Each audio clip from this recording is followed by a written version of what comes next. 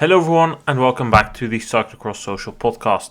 Today we're going to talk about the 6th round of the UCI Cyclocross World Cup, which took place in Overijse, and it was muddy, true cyclocross conditions, and the men's race didn't let us down. Issam, thank you for being here to discuss the racing. Yes, thank you for having me. Excited about this podcast for sure. Yeah, before we get going, an epic race today in Overijse, but we are expecting another epic race later this year in Benidorm. Benidorm is hosting the first Spanish World Cup in over a decade, and you have to be there. Use the code CXSocial for 20% discount on your tickets for the historic Benidorm World Cup to not miss any bit of the action. On to the action of today in Overijse. The men's race got underway and it was Lars van der Haar who had the fastest start, but in the middle of the pack, Tom Pidcock, who needed to start on the second row, had a chain drop. He was in last place and quite some meters behind the field as well, and then he went on a charge. From last, he went all the way to third in the first lap. He was then 20 seconds down on the leading duo of Baloise. Michael Vanthourenhout and Iserbyt had opened the gap. Pidcock did not hesitate and he closed that gap as well. So that meant that we had three leaders. The Baloise riders Vanthourenhout and Iserbyt and Pidcock. Iserbyt was the first victim of the high pace that Tom Pidcock was setting. He got dropped. And then we went into an interesting situation. We had Pidcock and Vanthourenhout together. Pidcock was the stronger on the uphills, Vanthourenhout was the stronger rider in the technical downhill sections. Pidcock was putting Vanthourenhout under pressure. He opened the gap when Vanthourenhout made a small slip in the downhill, and then we were thinking, oh, maybe the race is over. Pidcock going to take the win? No, Vanthourenhout kept fighting and came back. Then it happened the opposite way. Pidcock made a mistake. Vanthourenhout opened the gap, but Pidcock came back. And then when we went into the penultimate lap, still these two leaders, Pidcock launched an attack on the uphill, opened the gap, but then in one of these steep downhills he crashed. We couldn't see how it happened because the cameras were facing the other direction, but he was 12 seconds down. Vanthourenhout looked to have it all in the bag as he dragged that gap to 15 seconds, and there was talk of Pidcock needing to do a shoe change.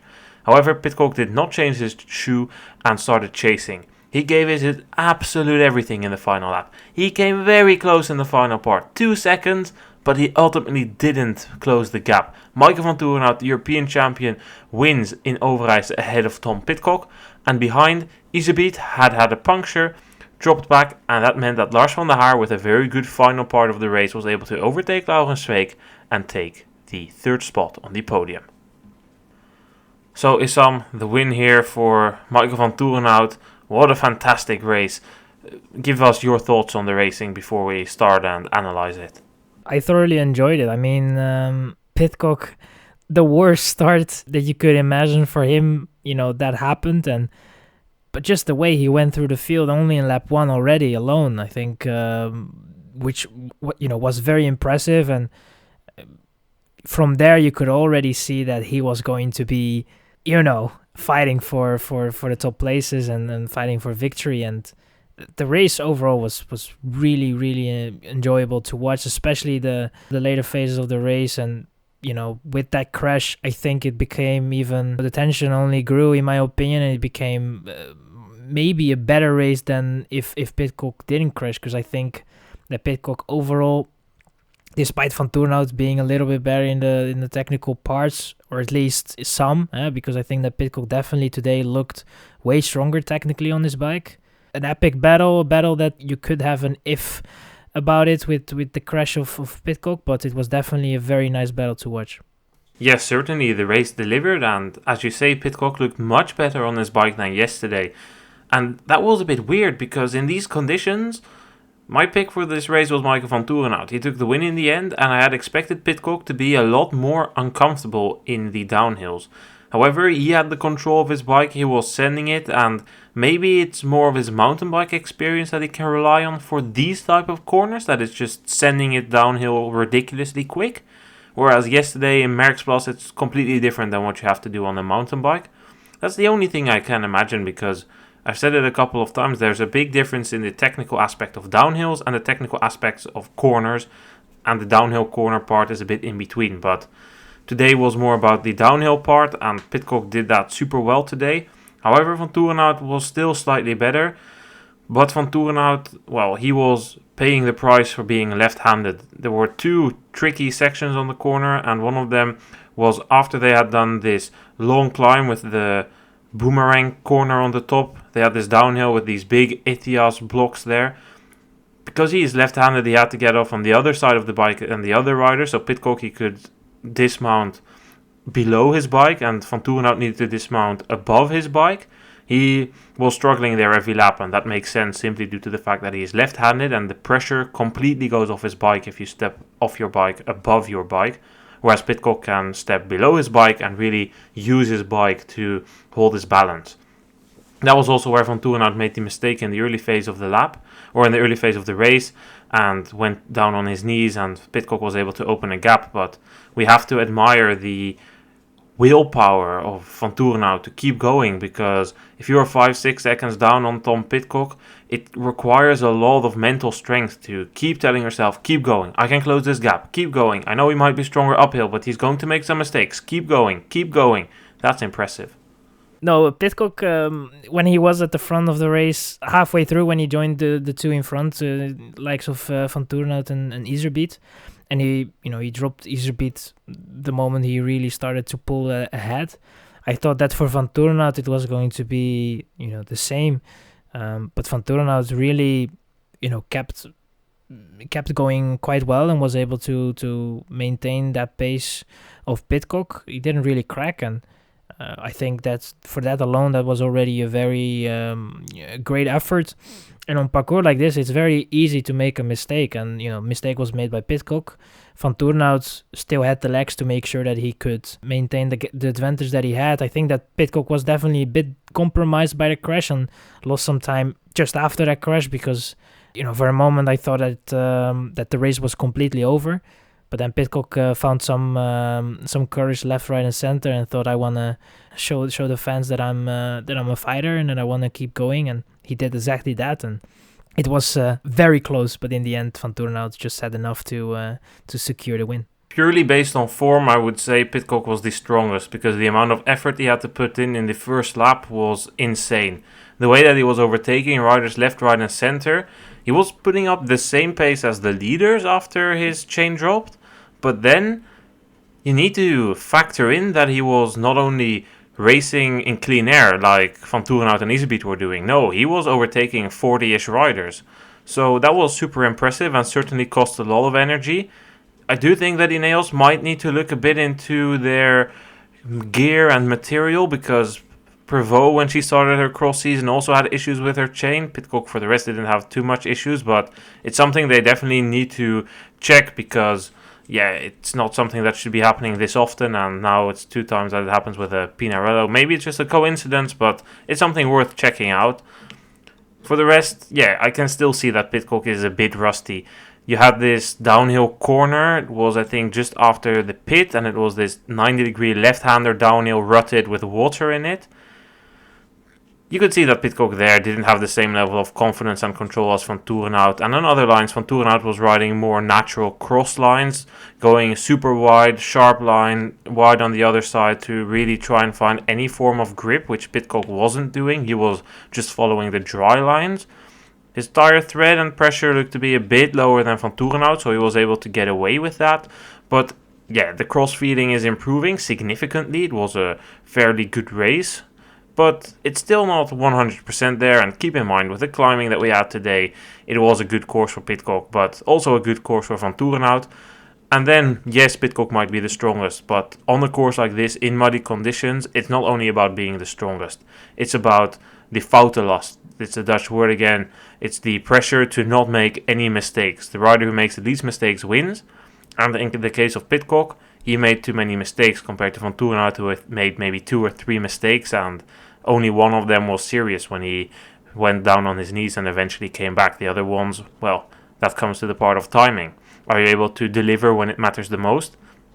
In the case of Pidcock, he was riding a basically flawless race, but when it mattered the most, when he opened the gap, that's when he started making mistakes. The crash, but also in the final lap in this 90-degree downhill corner, which I just mentioned, he made a slip there.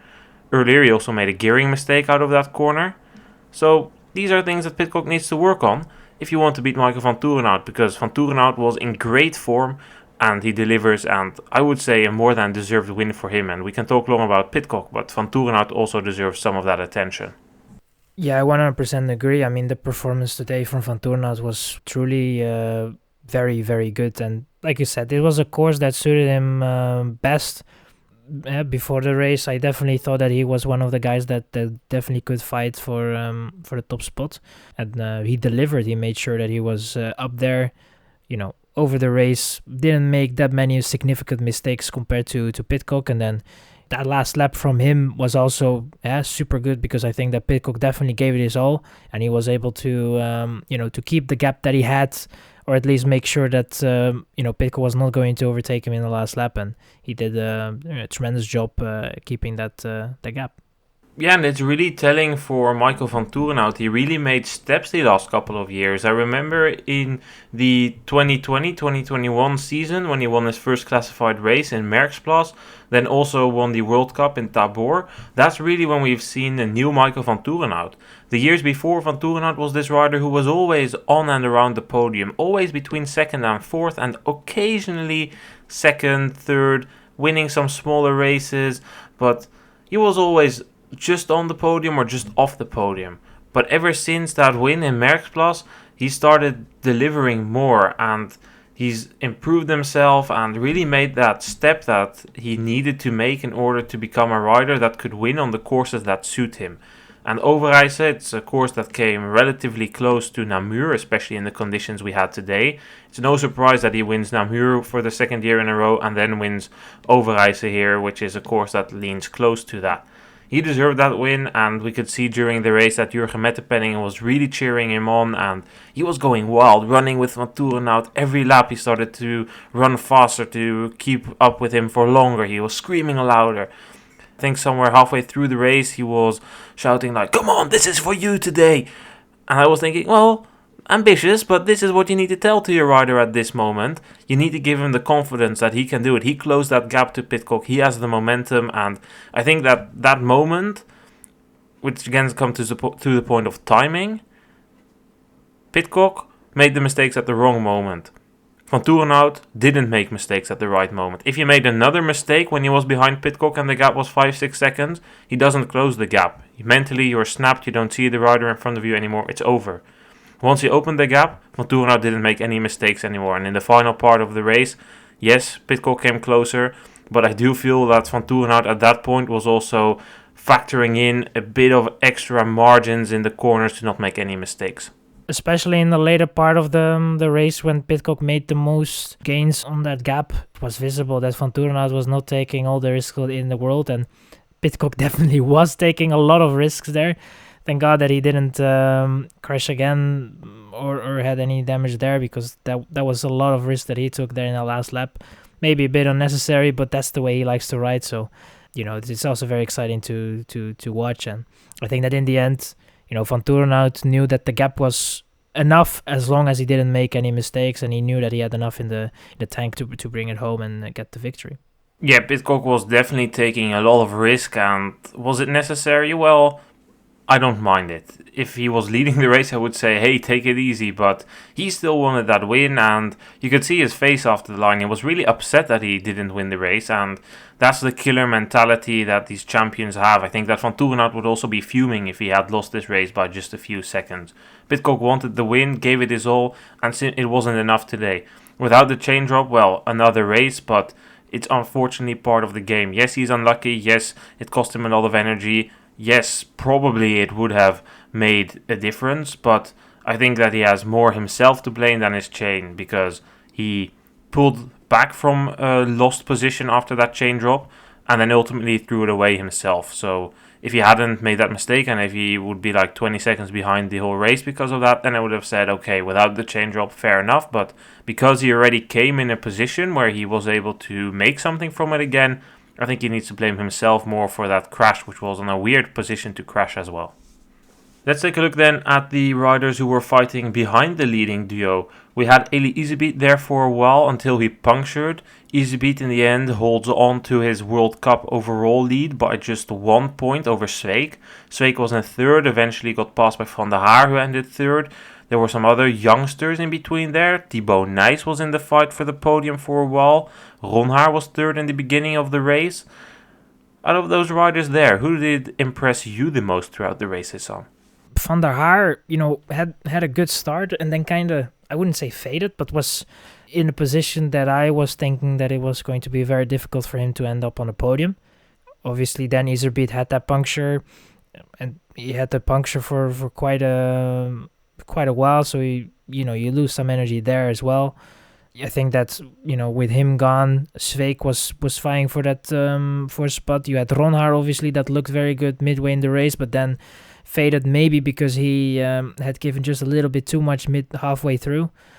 Yeah, then I think for him, Van der Haar definitely, I wouldn't say impressive third place, but definitely a very good result. And then you cannot look over the guy that finished in fifth, Nieuwhuis.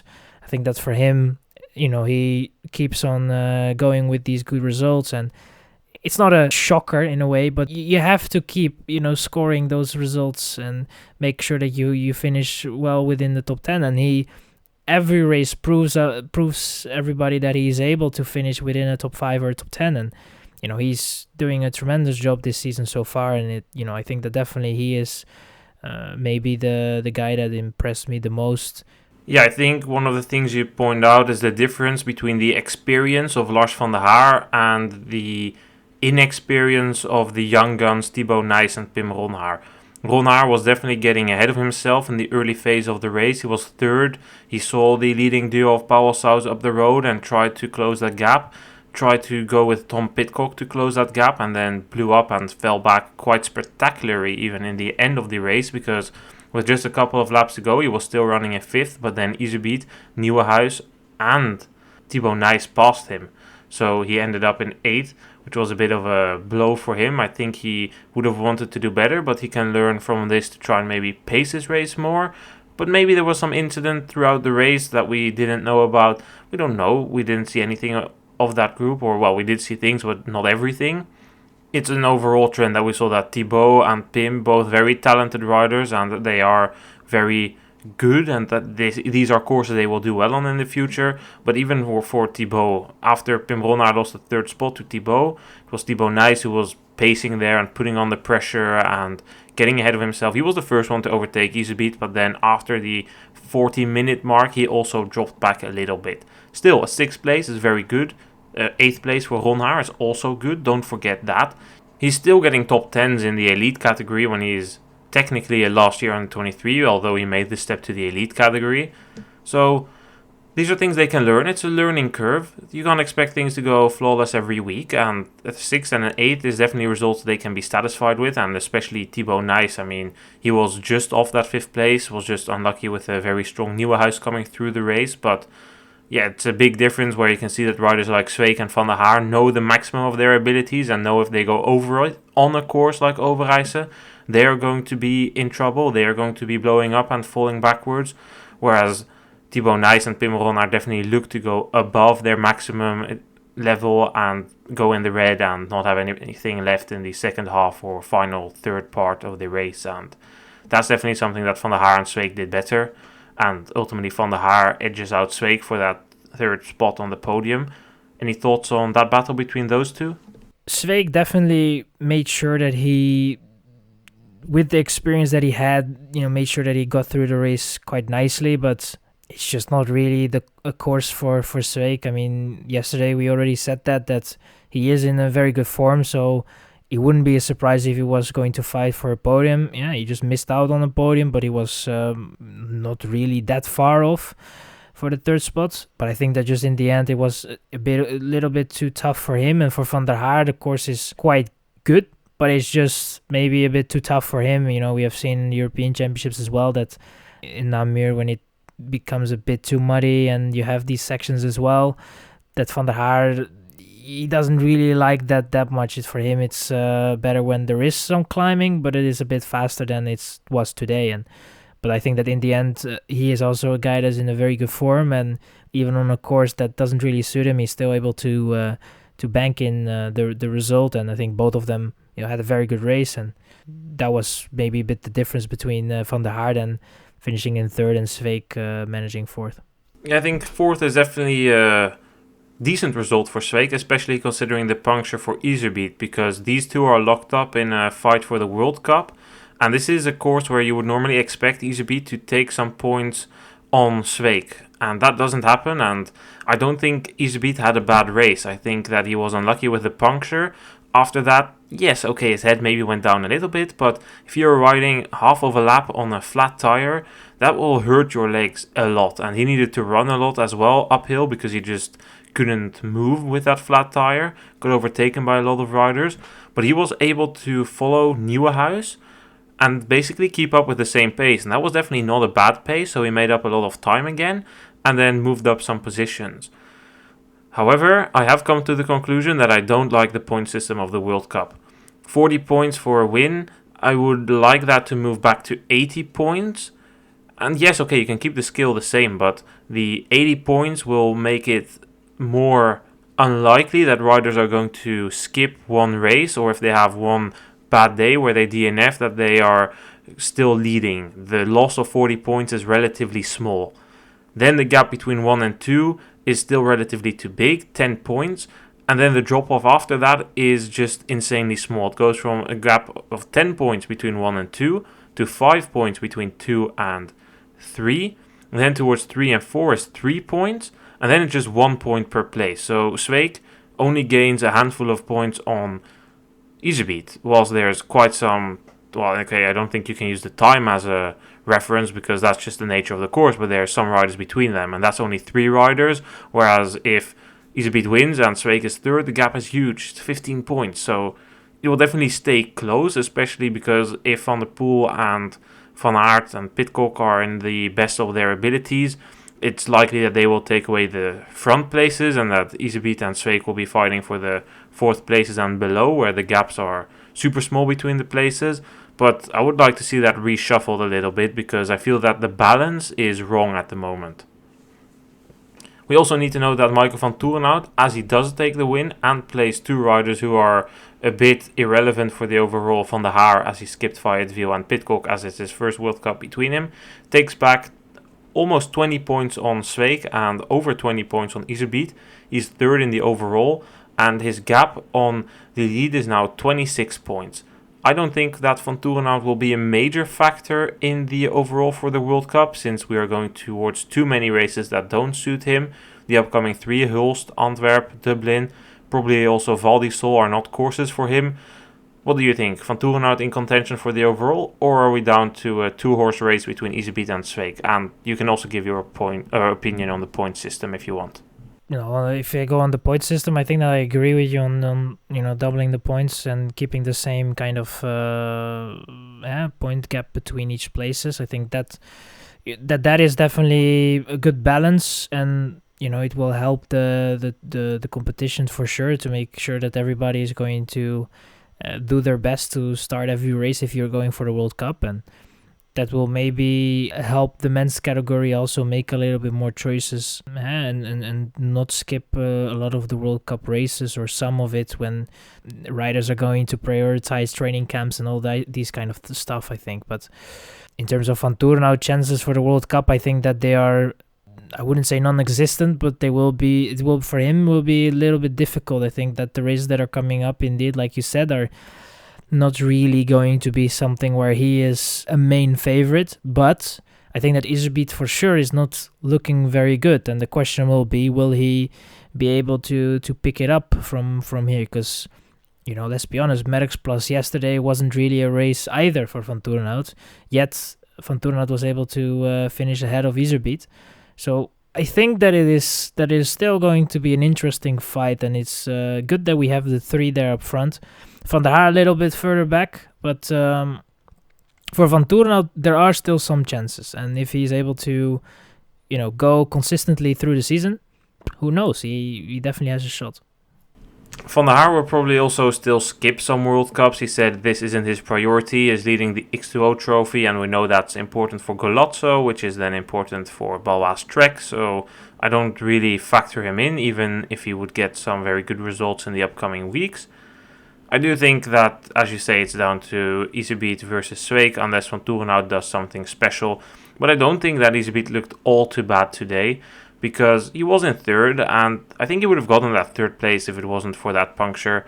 But it is what it is, part of the sport, unfortunately, and the upcoming races certainly do favor our Laurens Zweekman in form a bit more because they are a bit faster. On the other hand, Mathieu van der Poel is probably coming back next week in Hulst and also doing Antwerp. So then again we come to if the big names take away the big points, Zweek can still be better, but the amount of points he takes will be limited. Let's look at our entire top 10 then. Michael Vanthourenhout taking his 4th win already of the season ahead of Tom Pidcock and Lars van der Haar. Zweek was 4th ahead of Nieuwenhuis and Nijs. 7th place was for Iserbyt ahead of Ronhaar. 9th place was for Adams and the 10th place was for Kevin Kuhn.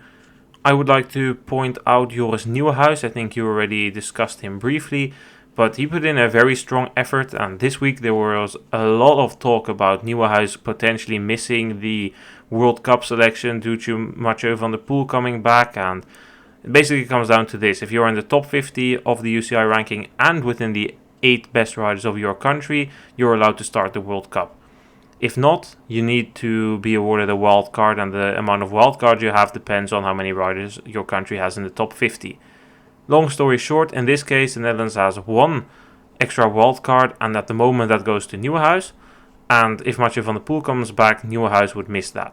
So there was a lot of talk about how Nieuwenhuis could miss half of the World Cups that are remaining, but in reality, if he put in 2 top 7 performances, 1 in Overijse and 1 in Hulst, he would easily be in the top 50 of the ranking, and he delivered. 5th place today, he's almost already in the top 50 of the ranking. Next week he only needs a handful of points to move up 2 or 3 places, and he is secured of World Cup spots the rest of the season. So big fuss for not all too much. Nieuwenhuis 5th, strong race continuing a good trend. Same can't really be said for Felipe Orts, unfortunately. Did he blow up? I think the answer to that is pretty obvious, isn't it, Issam? Pretty obvious indeed. I mean, it looked very good for him for a lap, and then it was going a little bit downhill. I guess that it is easy on a course like this. If you have good legs, you can still, if you just start a little bit too fast, it will definitely hurt you over the course of the race, and that's what we saw with Orts. He probably felt good after yesterday, was motivated, or maybe the opposite, maybe didn't really feel great and was like, well, I just give it my all from the start and see where it ends up. And it ended up at the 18th, but I think that we shouldn't be too critical or anything on his performance. It's just, it can happen, those races. You have a bad day, and it's for him on to the next one. Let's go and talk about the women's race then. Helene Clauzel, she had the fastest start but was quickly overtaken by Puk Pieterse. In the first downhill of the day after the pit zone, she sent it down and gave a masterclass. Look guys, this is how it's done. This is how you send it down. She opened a gap of 10 seconds alone in that downhill over Fem van Empel, who never really was able to bring up the fight to Puk Pieterse today. Puk Pieterse took better lines on towards the uphills. She took much better lines in the downhill. She was able to ride sections that Van Empel needed to run. Overall, it was just much better on the end of Puk Pieterse today. Van Empel could only take back a handful of seconds on the uphill sections, but lost that in a single corner. Pieterse at the end of the first lap already had a gap of 20 seconds. A lap after that was 35, and from there on she kept building the gap. Van Empel went down a couple of times and the gap went up to a minute. With a gap of a minute, Puk Pieterse started to relax a bit and made a handful of mistakes herself, although those were very rare. Puk Pieterse went on to win her first ever World Cup ahead of Fem van Empel, and the 3rd place was to Sherin van Anrooij, who was basically on an island the entire race.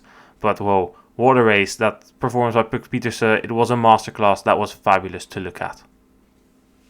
It was definitely fabulous to look at. I mean, from the start, she had a goal, and the goal was to go all out from the start and put everybody under pressure. I think that was also her only chance, especially with a course like this. This is a course that kind of suits her in a way where you don't need to count on the power of the others. You really focus on yourself, take the lines that you need if you're ahead in front, and she did everything almost perfect. Like you said, there were some small mistakes, but it was nothing compared to what the rest was doing. There was a big difference today between her and the rest, and she showed it in the results as well, and it was great to look at. Yeah, Puck was in a whole league of her own, just a different league, a class above the rest. The way she was sending it through the downhills and especially the confidence skill combination, it was spot on. She knew exactly how fast she could go. Sure, you make a couple of mistakes, that's normal here. And especially in the second part, when the pressure wasn't really on it as much and the tiredness started kicking in, there were a couple of more mistakes, but still a very good and smooth ride. And it was just telling. Yesterday we watched the pre-ride video of her and she went down there twice, but today none of that. And yeah, it's just telling for the rider. Puck Pieterse is just so good technically and so confident that the others just didn't stand a chance. And that downhill in the first lap, it was just something else. I don't recall ever seeing a rider stretching or creating such a big gap on such a short downhill section. Yeah, it was definitely good. And this was just a day where Van Empel very quickly realized that it was not going to be a day for her where she could fight for victory. And I think that, even at the end of the first lap, she looked behind, and that's most of the time a sign that you're not looking ahead, but you're already worrying a little bit about what's happening behind her. Van Anrooij was able to shadow her for quite some time, but there always was this gap, and it never really came any closer. The gap always stayed kind of the same, and then it grew a little bit. And on a parcours like this, it's very the gaps become just a little bit bigger than they would at a race as Max Plus, and it was just just one of those races when it doesn't really go your way for Van Empel, where you really saw that she was struggling in quite some sections and taking the wrong lines here and there. Yeah, then it's difficult for her to get it back together, and I think that she managed well to keep second place, and that was the highest achievable for her today. I think that goes for the whole top three, just the entire top three. They all came where they belonged based on their overall performance today. Puck was just the best technically, strong uphill, but Van Empel was taking a bit of time out of her on the uphills, but that also has to do with tire pressure. Pieterse was running 1.1 bar front, 1.2 bar in the back wheel, super low. Van Empel definitely looked to be running a bit higher, but it was just telling the way that Van Empel needed to run some corners, whereas Puck Pieterse was riding them. And then there were a couple of sections in the downhill where Puck Pieterse could just carry much more speed, and every lap you saw Van Empel struggle in the big corner with the big Ethias blocks there in the downhill, bit off camber, awkward corner. Pieterse a couple of times had some issues there. One time managed to push herself off against these blocks and get the going again, but it was overall much smoother than Van Empel. Van Empel was also taking some wrong lines, especially on this boomerang uphill corner. Pieterse was riding the first two laps. Van Empel tried to take a wider line on the entry to that. It was like she was going over the leaves, and that didn't work. And the lap after, she tried it again, and then it didn't work. And only then she started going to the more normal paved in line, and then she was able to reach the top. So overall, Puck Pieterse just also better in terms of line choices. A deserved win. Van Empel, I don't think she can blame herself for anything. She did what she could today, and there's no problem in acknowledging that somebody is better, which she did after the race. And she said, well, my hands were a bit cold, my legs were a bit cold, but overall, Puck Pieterse was just so much better. You can't be the best every week, so second place is still good, and last week's winner, Sherin van Anrooij, in third, also a solid result by her. Yeah, definitely. Like I said, everybody that was in the top three, for all of them, it's they came on their places, but they managed well, and they, despite the fact that they made the mistakes, they were able to, for the entire race, to keep it going. And I'm interesting to see what this is going to bring for the next couple of races, for in the likes of the balance between Pieterse and Van Empel, because we had seen in the last couple of races that Pieterse was definitely closing in on Van Empel, but just, the races that we had so far were a little bit more leaning towards Van Empel than they were for Pieterse. It's going to be interesting. What's the balance going to be after this? You're definitely going to gain some confidence after a race win. That might help her in the next coming races, and for Van Empel it can be the opposite. A race, she has been at the top for almost the entire season so far. Now second, and not even close. Well, what is that gonna do with her in terms of confidence, and what the next couple of weeks will bring? I don't think that we will see a significant change, but it might actually play a role later in the next coming weeks. On the men's side, there's all this talk about the big three. I think the women's side has a more clear, or at least more fun big three in Pieterse, Fem van Empel and Shirin van Anrooij. Of course, they are maybe not as clear in terms of performances, but in the future we will definitely see more battles between these riders, and it's looking very fun. I don't think that this will really be a hit in anyone's confidence. Fem van Empel next week in Hulst, which promises to be a faster course, she will be just fine. Shirin van Anrooij, don't see any issues for her as well. I mean, I think her form is definitely still improving week in, week out. She has her win. She's strong. Today we saw it again. Maybe not as confident in the downhills, running some sections as well, but that's all fine. I mean, not every week will be like Overijse. This course is pretty unique. It's one of the more climbing heavy courses, and there's only a handful of them. I mean, when we go to Gavel, we will see something again, but with less technical downhills. So yeah, it will be interesting to see. We know that Shirin van Anrooij is capable of beating these riders, but it just, week in, week out, you can't expect one rider to be the best. Van Empel now 2 weeks in a row beaten. Don't think it will be too serious. She said she was feeling some tiredness now as well. Maybe some time for her to take a rest if that holds. She can permit herself to a week rest. I mean, she is leading by 80 or 90 points even on Alvarado and 95 on Pieterse. She can skip 2 races and still be leading. So if it's really something that's holding, that the tiredness is kicking in despite a very light racing program, then it's maybe something she should look into. But for now, I don't think anybody needs to be worried. They are all doing fine, and as long as you can score a podium when you're still technically an under 23 rider, well, you're doing something right. Let's look at the entire top 10 then. Puk Pieterse with the win ahead of Fem van Empel and Shirin van Anrooij. 4th place was for Lucinda Brandt ahead of Sein del Carmen Alvarado and Aniek van Alphen. 7th place was for Clara Honsinger ahead of Helene Clauzel. And the final 2 spots in the top 10 go to Inge van der Heijden and Denise Betsema. Let's start off by talking about this big group for the 4th place, which we talked about. Brandt eventually coming in with the clutch in the final lap, taking that 4th place. That was somewhat unexpected. If you watch the broadcast, I could see it coming a bit because I was watching the live timing screen, but she had an incident at the start. She missed her pedal, or she stepped over it, or something like that is what she said, but she almost did the same as Pidcock, needing to go into the field as one of the last riders. She was around 30th position and then needing to fight her way up. 4th. It's definitely a further confirmation of what we saw on Merckxplas, where she also had a start incident. The form is improving, and if she keeps making these steps towards her maximum potential, she is still in contention for wins.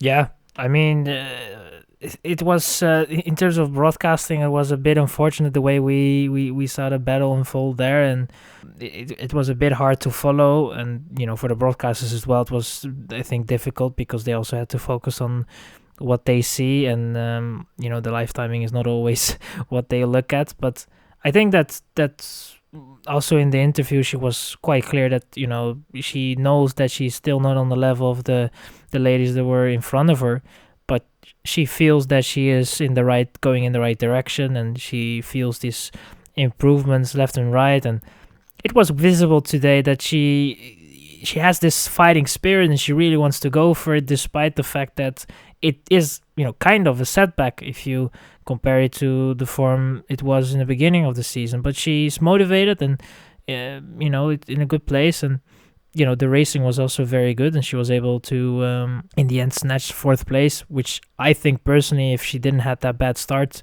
would have been a little bit easier to get. Without a bad start, who knows, maybe she could have even beaten Shirin van Anrooij, her teammate, or dare I even say Fem van Empel. It was definitely more of a diesel effort, but at the same time, I do think it's an interesting development. We have said, okay, of course, Brandt is injured now, so it's not really representative, or she's coming back from an injury, whatever you prefer, but we said, well, when the courses get heavier, let's wait and see. Maybe Brandt can do better.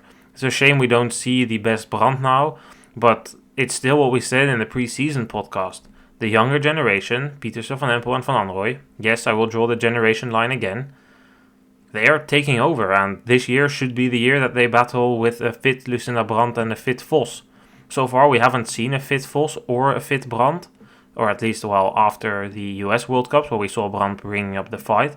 If that Brandt comes back in terms of form level, I think that today she could have been fighting for the win. I don't think she could beat Puck Pieterse, though. Puck Pieterse, her technique is simply too good. We know that Brandt has worked hard on her technique, but it still wouldn't have been good enough. It's just speculation what I'm doing now, but it's a fun speculation because it's super interesting to see these young guns fighting it out with somewhat older riders, and yeah, it's fun. I enjoy it. I hope that we'll see many more battles and that Brandt, Vos, and even an Alvarado who didn't have the best day today can reach the maximum of their potential and fight for the wins. That would be the most fun thing because it's super interesting to see these battles and the difference in skills where Puck Pieterse is just technically so good and then Van Empel has this insane kick. It's fun. What was also fun to see was that Aniek van Alphen was actually fighting for that 4th place as well. She, lost quite a bit in the final end of the race, also had a crash, but 4th place, wow. She was even fighting for that. Normally we only see her towards the back end of the top 10 or even outside of it in these packed races, but super good race by Aniek van Alphen. Yeah, it definitely was, and in my opinion, a bit of a surprise, no? I think that she was, I wouldn't say struggling over the course of the season, but she, didn't really have the connection for a top 5. She was struggling to get those top 5s, and she was able to get a couple in the smaller races, but when everybody is there, it was a bit difficult for her. I think Neil was kind of her first 4th place. I guess that was the best result so far in a representable good race. Now she was running quite well in that position, but yeah, eventually then you have the TGV of Brandt that came past after a bad start, and yeah, then it's difficult to keep those women behind in the likes of Brandt and Alvarado with a little bit more experience. Maybe also because of that experience, a bit tougher, know that they can push it a little bit longer in those last laps, and for her it was just a little bit too long. And I think that overall with that 6th place, it is only 6th, but I think it's for her it's more than only 6th place. I think that the feeling definitely should be good. That the results, despite the 6th place, was also definitely representable and very good. And I hope for her that is a line that will continue over the next couple of races, and that she's able to fight a little bit more for those top 5s. Yeah, I do wonder if that's really something we will see, or if this was a occasional super good day. I lean towards the latter. Of course, Aniek van Alphen keeps making these steps, and it's good to see her come up. It will cause definitely some issues for the Dutch national team when the selections need to be made. It's going to become so packed because now how they award the slots for the World Championships, if Pieterse and Van Anrooij race with the elite, it's going to be so difficult to make that selection, but that's a different discussion. Her career has been going in an upwards trajectory for the best part of 3 seasons. I think I remember when she was in these less packed races. I think I remember in Hamme when she got a 10th place was the first time I noticed her, and then it improved, but 6th is definitely a standout performance here. I think that, however, it is a very good day on a course that should suit her. So yeah, I don't look into it too much. I don't think that she will consistently be better than a rider like Betsema. Betsema was going pretty well in the beginning of the race, but then unfortunately started going backwards. For Betsema, I think the issue was the opposite of Van Alphen. Van Alphen was having all the confidence, sending it in the downhills. Betsema looked to struggle with that, made a couple of mistakes. I think she also crashed in the second part of the race. And the telling part of the race for Betsema was when she was at this S-corner downhill in the mud before we went to the off-camber before the finish, when she was like off on the other side and then she needed to change the side from the bike and stood still for a couple of seconds. It's just not something for Betsema, these conditions. So again, nothing too serious for Betsema. She was good yesterday, maybe a bit of tiredness kicking in as well today, but yeah, it was alright. She should hope that next week in Hulst or Boom, probably she'll do both because she's super good in the Super Prestige standings. Should hope for some different conditions and different courses, and then she will be fine and move back upwards again. But yeah, I don't think that Aniek van Half is consistently going to be beating a rider like Betsema or Van der Heijden, who is also on a course here that doesn't suit her. Still, let's briefly talk about Clara Honsinger and Helene Clauzel. What did you think about the race of Honsinger today, Issam? Hard to say, to be honest. I think that her start wasn't that bad, and she was able to get through, within the first 10, I think. And then from there, I hoped for a little more progression, if it's the right word. But I think that overall, I think that her race wasn't. It was, promising if you look at it from a perspective that there are still a lot of races to come, and the form is getting there definitely. But on a course like this, I might have expected a little bit more from Honsinger, but I don't know how you look at it. I don't know. I think based on results, we would expect a bit more, and the climbing course mud, yeah, that should be something for Honsinger, but let's be honest, this course today was super technical with how the mud was there, and the changes to the course made the course a bit more technical. And yes, she has done pretty well here. I remember last year she was 5th here, and if we look back at the year before, she was just off the podium, I think 4th or 5th as well. So maybe you would expect her to do a bit better, but the form is definitely improving. We know that they're building in towards the World Cup or the December month, and then the World Championships weekend. I think the EF riders are building form, and yes, okay, we would have wanted Honsinger to do a bit better. She would have ideally been able to follow Brandt because they were together going into the final lap, but Brandt put in a super fast lap where Honsinger kept the same pace. I think that today the downhills were too technical for Honsinger. That's where she would have lost too much time, and that, I think, eventually cost her the opportunity of getting a better result. Where does Honsinger do the best? On the less technical, more full power efforts. Look at Koppenberg, look at Dendermonde.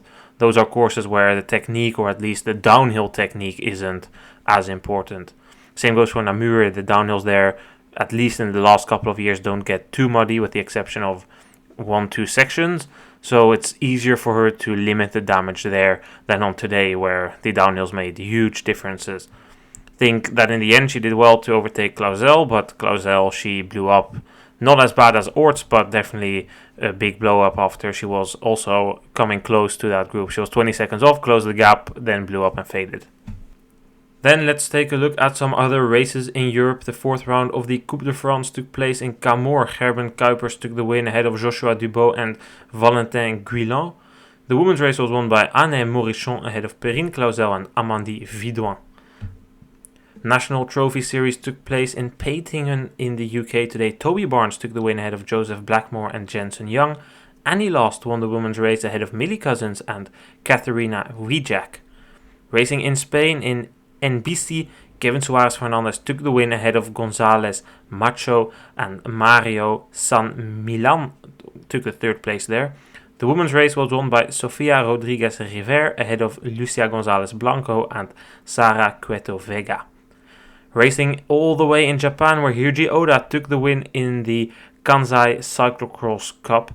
He beat Toki Sawada and Hikaru Kosaka.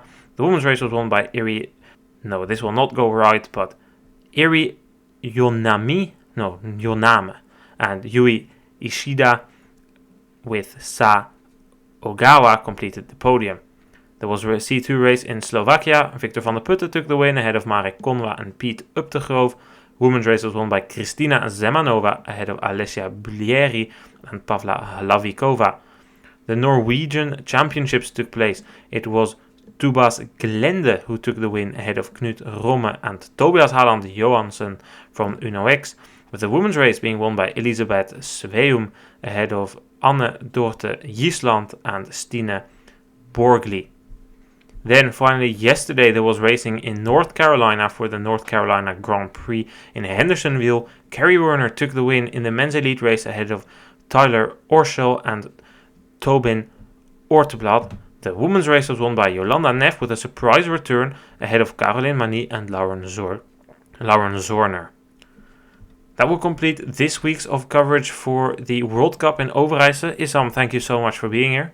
Yes, thank you for having me this weekend.